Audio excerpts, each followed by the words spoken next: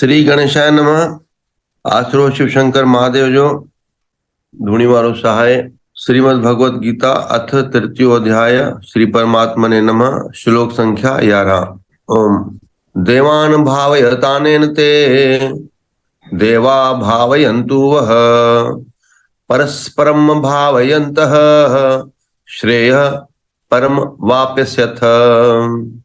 इष्टान् भोगानि वो देवा दास्यन्ते यज्ञ भाविताः ते दातान् प्रद्याभयो भुक्त अंगे स्तेन एव सह यज्ञ शिष्टार्षिणः सन्तो मुच्यन्ते सर्वकिल्बिषैः भुजन्ते ते त्वघम पापा ये पंचतमत् कारणात् अनाद भवन्ति भूतानि पर्जन्यादन्न संभवः यज्ञात् भवति पर्जन्यो यज्ञ कर्म समुद्भवः कर्म ब्रह्मोद्भवं विद्धि ब्रह्म अक्षारम समुद्भवः तस्मात् सर्वसंगतं ब्रह्म नित्यम यज्ञे प्रतिष्ठितम।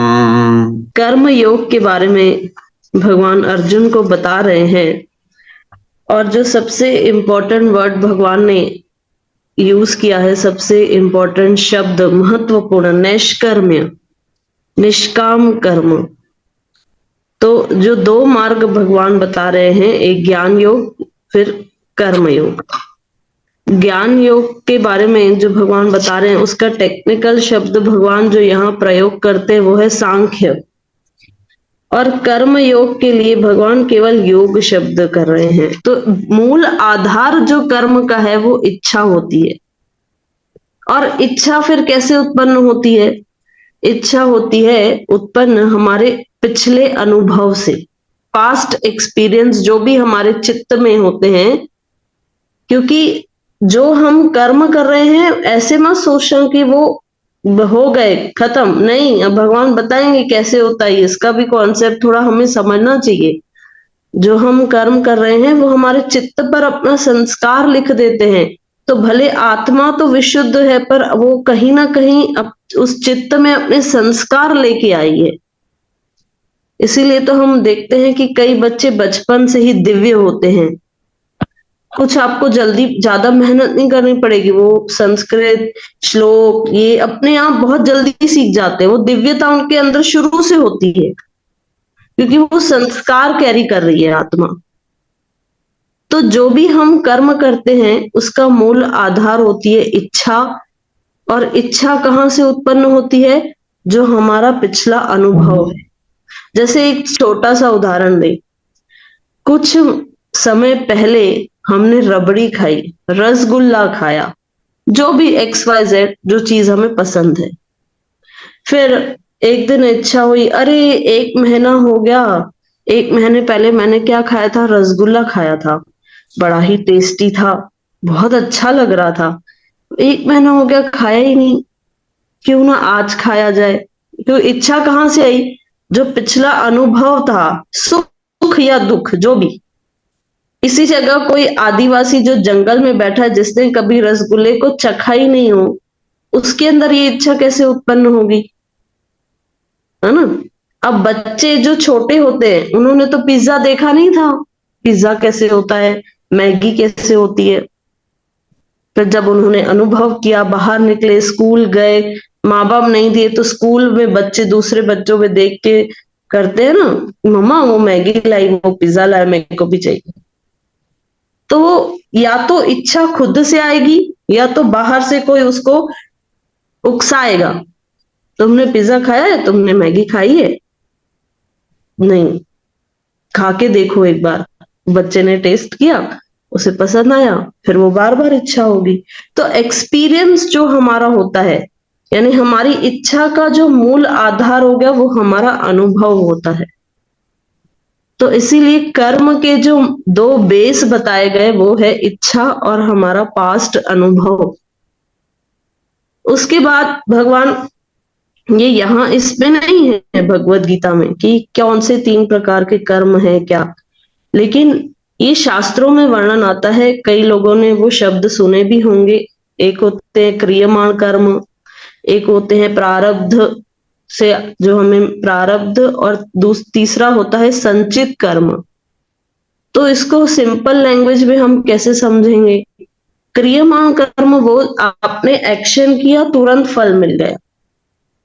कर्म केवल एक्शन नहीं होता, कर्म केवल एक्शन नहीं होता, एक्शन के साथ फिर उसका जो परिणाम होता है। इसीलिए पहले जो ट्रांसलेशन हुआ करते थे, चाहे भगवत गीता के हो या कोई भी ग्रंथ के हो, जब इंग्लिश में ट्रांसलेट किया करते थे तो पहले कर्म के लिए लोग शब्द यूज करते थे, वर्क, एक्शन। पाश्चात्य संस्कृति भी ये मानती है कि कर्म is not only action but it is associated with the परिणाम, फल, उसका फल भी उसके साथ जुड़ा हुआ है। तो इसीलिए अब इंग्लिश में भी जब ट्रांसलेशन होता है तो आप पढ़ोगे अगर कोई भगवत गीता इंग्लिश में, तो उसमें कर्मा, कर्मा ये आता है, उसका रिप्लेसमेंट कोई है ही नहीं शब्द जो उससे डिस्क्राइब कर सके इंग्लिश में। तो इसीलिए क्रियमाण कर्म क्या होते हैं? आपने एक्शन किया, तुरंत रिजल्ट मिला। जैसे मुझे बहुत प्यास लगी है, आपने पानी पिया, तुरंत रिजल्ट मिल गया, प्यास बुझ गई। मुझे बहुत भूख लगी है, आपने भोजन किया, तुरंत उसका रिजल्ट सामने आ गया, आपका भूख मिट गया। तो ये होते हैं क्रियमाण कर्म जो तुरंत आपको रिजल्ट देते हैं। फिर होते हैं प्रारब्ध। प्रारब्ध यानी कुछ ऐसे कर्म जिसका फल आपको नहीं मिला है लेकिन अब मिलेगा, क्योंकि आपने वो चित्रगुप्त के उसमें लिखा हुआ है इससे ये कर्म हुआ है, इससे इसको ये सुख ये दुख मिलेगा। और लास्ट जो बता रहे हैं वो है संचित कर्म। संचित कर्म यानी ऐसे कर्म जिनका फल हमें आजीवन मिला ही नहीं, अभी तक वो फिक्स्ड डिपॉजिट में पड़े हैं, पता नहीं वो फिक्स्ड डिपॉजिट कब टूटेगी कब खुलेगी हमें नहीं पता। तो संचित कर्म अगर हम नॉर्मल लैंग्वेज में बताए समझाएं तो करंट अकाउंट, प्रारब्ध मतलब सेविंग अकाउंट, और संचित कर्म मतलब फिक्स्ड डिपॉजिट। तो इसीलिए भगवान कह रहे हैं कि सावधान रहना बहुत जरूरी है। क्यों? क्योंकि हमारा प्रत्येक कर्म हमें किसी ना किसी फल से जोड़ता है, हम कहीं ना कहीं वो अकाउंट बना रहे हैं। तो जब हम कोई भी कार्य करें बड़े सावधानी से करें। जैसे जो भी आज हमें मिल रहा है वो हमारा पूर्व कर्म है, भूतकाल में जो हमने निर्णय लिए हैं उसका फल, उसका परिणाम हम आज भुगत रहे हैं। अगर अच्छा है तो सुख पा रहे हैं, निर्णय हमने बिल्कुल सही किया है, शास्त्र अनुसार किया है, बड़ों के बीच में रह के किया है, तो उसका फल अलग होगा। अपनी इच्छा से मनमानी ढंग से शास्त्रों को ध्यान में न रखते हुए, बड़ों की बात न सुनते हुए लिया है तो फिर उसका भी परिणाम हम ही भोगेंगे। दूसरी बात है कि जब कोई सामने से हमारे ऊपर रिएक्ट कर रहा है या कुछ एक्शन कर रहा है, हमारा रिएक्शन कैसे होगा वो भी हमारे ऊपर है। जैसे वो गौतम बुद्ध की कहानी आती कि एक व्यक्ति आया, गालियों के ऊपर गालियां दिए जा रहा था, लेकिन बुद्ध ने कोई रिएक्ट नहीं किया, कोई रिएक्शन ही नहीं दिया। अब वो इतना इरिटेट हो गया, कहा आप कुछ कहते क्यों नहीं? कहा मेरी इच्छा। अच्छा, तो फिर मैं ये गालियां दे रहा हूं इसका क्या होगा? क्योंकि वो आया ही था उनको उकसाने। कहा अच्छा ये तुम्हें मैं बता सकता हूं उसका क्या। कहा 2 दिन पहले ही मैं कहीं गांव में था, कोई व्यक्ति मेरे लिए मिठाई लेके आया था, लेकिन मैंने उस मिठाई को स्वीकार नहीं किया, तो तुम बताओ उस मिठाई का क्या हुआ? कहा वो और क्या होगा उस मिठाई का, वो मिठाई उसी के पास रह जाएगी। कहा तो फिर बस तुम्हारे प्रश्न का उत्तर तुम्हें मिल गया।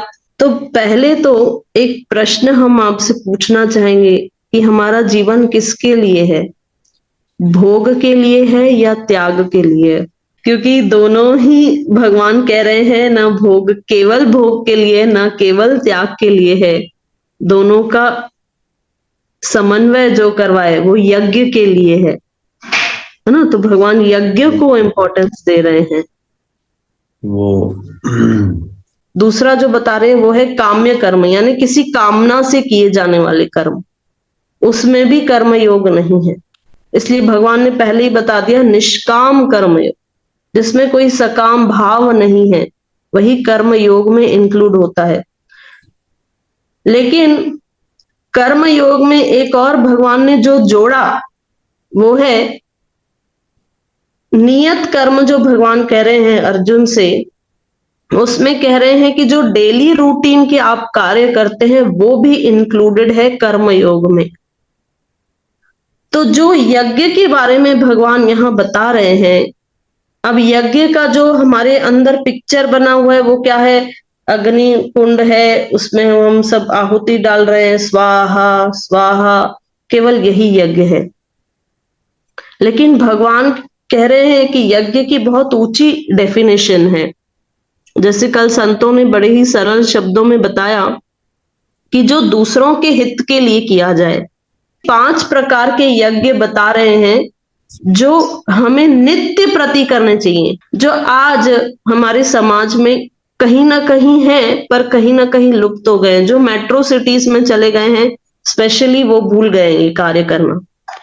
ये 5 प्रकार के यज्ञ भगवान कह रहे हैं अगर आप नित्य प्रति करते हो तो उसके बाद जो आप किसी कामना से यज्ञ करते हो तो आपको उसका परिणाम अवश्य मिलेगा। आपका उस पर अधिकार है नित्य प्रति, जिनके प्रति हमारा कर्तव्य है, पितरों के प्रति, देवताओं के प्रति, और उससे भी ऊपर जाए तो भगवान के प्रति जो हमारा कर्तव्य है, अगर नित्य प्रति हम उसे निभाएंगे तो फिर वो देने में देरी नहीं करेंगे।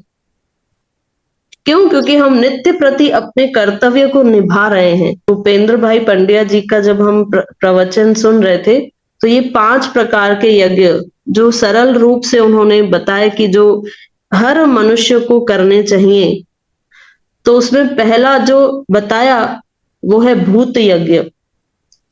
यानी खुद भोजन पाने से पहले किसी भी जानवर, पक्षी, किसी को भी पहले आप एक रोटी दो। तो पहले हम देखते थे कि पहली रोटी जो बनाई जाती थी वो गाय की बनाई जाती, गाय की रोटी। दूसरी रोटी भगवान कहते हैं उस पर कौवे का अधिकार होता है, पक्षियों का यानी अधिकार होता है। तो हाँ, तीसरी रोटी कुत्ते को देनी चाहिए। पहली रोटी गाय की ही निकालते होंगे, जो करनी भी चाहिए। दूसरा यज्ञ बताया मनुष्य यज्ञ, यानी ऐसे व्यक्ति को भोजन कराना जिससे आपका कोई परिचय नहीं है, और फिर उसके बाद स्वयं भोजन करना। जो तीसरा यज्ञ का बता रहे हैं वो है पितरों का स्मरण करना, कि आप केवल उनका स्मरण कीजिए, उन्हें प्रणाम कीजिए, वो आपको आशीर्वाद देंगे, उनके आशीर्वाद से हम फलते हैं। उसके बाद बताया ऋषि यज्ञ। जो ऋषि है, जो ऋषि लोग हैं, वे नित्य प्रति इस संस्कारों की जो धरोहर है इसे बचाए रखना चाहते हैं, प्रचार प्रसार कर रहे हैं, है ना। आजकल होते हैं ना ज्ञान यज्ञ, जैसे ये भगवत गीता का ये क्या है, ये ज्ञान यज्ञ ही तो चल रहा है। तो ऐसी जगह अपना योगदान देना जहां प्रचार प्रसार हो रहा है ज्ञान का, भक्ति का, फिर आप चाहे किसी भी रूप में अपना योगदान दें। जरूरी नहीं है कि केवल धन राशि के रूप में ही देना है। जैसे यहाँ ये डेली भगवत गीता का ज्ञान यज्ञ मॉर्निंग में चल रहा है, आप में से कई लोग यहाँ अटेंड करते हैं। और जो 5वां यज्ञ बताया वो है देव यज्ञ। देवताओं के प्रति जो हमारा कर्तव्य है उसे हमें जरूर निभाना है। जहां पर भी कहते हैं कि अगर आप डेली नहीं तो महीने में एक बार ही सही कहीं यज्ञ हो रहा है, अगर आप बैठ नहीं सकते तो वहां आप योगदान दे दो, या शुद्ध घी ले जाओ 5 मिनट, वहां 5 आहुति दे दो, तो वो भी बहुत बड़ी बात है। 14वें और 15वें नंबर श्लोक में आया कि संपूर्ण प्राणी अन्न से उत्पन्न होते हैं, अन्न की उत्पत्ति वृष्टि से होती है, वृष्टि यज्ञ से होती है, और यज्ञ विहित कर्मों से उत्पन्न होने वाला है। तो भगवान कह रहे हैं ये एक चक्र है, इसे डिस्टर्ब मत करो। जो आपके डेली के कार्य हैं नित्य प्रति, जो ये भगवान अभी जो कर्म बताए हैं, जो यज्ञ बताए हैं, इसी से हमारा चक्र चलेगा। क्योंकि इससे पहले श्लोकों में भगवान ने बताया कि तुम लोग इस यज्ञ के द्वारा देवताओं को उन्नत करो और वे देवता तुम लोगों को उन्नत करेंगे। इस प्रकार निस्वार्थ भाव से एक दूसरे को उन्नत करते हुए तुम लोग परम कल्याण को प्राप्त होगे। तो जो हमारा डेली का यज्ञ है उस पर हमें फोकस करना चाहिए। फिर बाद में तो जो वो बड़े बड़े यज्ञ होते हैं, जैसे सदगुरुदेव भी करवाते हैं, तो उसमें तो हमारा योगदान होना ही चाहिए। लेकिन ये जो डेली 5 प्रकार के यज्ञ यहाँ वर्णन किए जा रहे हैं उस पर भी हम ध्यान दें। इसी वाणी के साथ जय जय श्रीराम। यज्ञ तो साक्षात नारायण का स्वरूप है, सूर्य का, प्रकाश का, कल्याण का, मंगल का, कामना पूर्ति का, वेद का प्रत्यक्ष स्वरूप है। अति श्रेष्ठ कर्म है, अति श्रेष्ठ ज्ञान है। भगवान राम का तो अवतरण ही यज्ञ की रक्षा के लिए हुआ है। देहि सौभाग्यम आरोग्यम देहि में परमम सुखम रूपम देहि जयम देहि यशो देहि दशो जही। हे माता भगवती, हे माता सरस्वती, मुखे सौभाग्य दे, आरोग्य दे, ज्ञान ऐं विद्या जो दान दे, जे मुंहिंजे जीवन में यश हुजे। पर काम क्रोध रूपी शत्रु कॾहिं बि मुंहिंजे जीवन में प्रवेश न करनि। ऐं ॿियो शिव जो श्लोक ईंदो आहे, हे परमात्मा तूं मूंखे नालो ॾिनो आहे, सुञाण ॾिनी थी, भोग जा साधन ॾिना थी, यश कीर्ति ॾिनी थी, पर भक्ति जो दान अवश्य ॾींदी आहियां जीअं मुंहिंजी मुक्ति थी सघे। छो जो मानवीय जीवन जो लक्ष्य ही आहे परमात्मा जी प्राप्ति। ओम सर्वे भवन्तु सुखिनः, सर्वे सन्तु निरामयाः, सर्वे भद्राणि पश्यन्तु मा कश्चित् दुःख भाग् भवेत्। ओम पूर्णमदः पूर्णमिदं पूर्णात् पूर्णमुदच्यते पूर्णस्य पूर्णमादाय पूर्णमेवावशिष्यते। ओम शांति शांति शांति। ओम। भाई जयराम वणजारा जो डोटरो डोटरो जी वो बाबा आज धर्मवीर जो जन्म 55 सालन जो क्या थियो। बात, आशा कयो ठीक है। उनजो जीवन सफल थे। Dharmveer, Dharmveer very good very good. बाबा स्कूल में नेम रोहान तस। कोई गाल न, कोई गाल न। बाबा ये पढ़ाई कंदो आहे पर ध्यान ॾाढो हटिजी वेंदो, माइंड डाइवर्ट थी वेंदो अथसि हिकु हिकु मिंट में न, त पोइ उतां उन लक्ष्य तो हटी करे ॿी कंहिं शइ ते ध्यानु वेंदसि हली। न न ठीकु आहे, भली थींदी, होशियारु थींदो। हे असां सभई ॼणा उनजे लाइ धूनी वारे खे प्रार्थना करूं था। सभु शुभकामनाऊं ॾियूंसि था, हैप्पी बर्थडे चऊंसि था पिया। जय श्री राम बाबा, चरण वंदना बाबा। धन गुरु नानक। धन्यवाद। जय श्री संजय मोटवानी। जय सीताराम बाबा। जय सीताराम बाबा। हैप्पी श्री मातृ पिता दिवस। Okay okay yes. हाँ, आज हिंदुस्तान में मातृ पितृ दिवस आहे। बसंत पंचमी की भी आपको हार्दिक शुभकामनाएं। विद्या की देवी, विद्या दताति विनयम विनयाद याति पात्रताम पात्रत्वाम धनम अपनोति धनात् धर्म ततः सुखम। विद्या सां विनम्रता निवड़त ईंदी आहे, निवड़त सां सुठी व्यवहार कुशलता ईंदी आहे ऐं उनी कुशल व्यवहार सां खूब धन प्राप्ति थींदी आहे ऐं धन सां पोइ जेको दान कंदो आहे उहो सदाईं सुखियो रहंदो आहे। विद्या सां विनम्रता, विनय, विनय सां व्यवहार कुशलता ऐं धन जी उत्पत्ति, खूब बरकत, ऐं पोइ उनी धन सां अगरि दान बि कंदो रहो त जीवन अत्यंत सुखमय ऐं यशस्वी गुजरंदो आहे। बोलो विद्या जी देवी माता सरस्वती देवी जी जय। जय।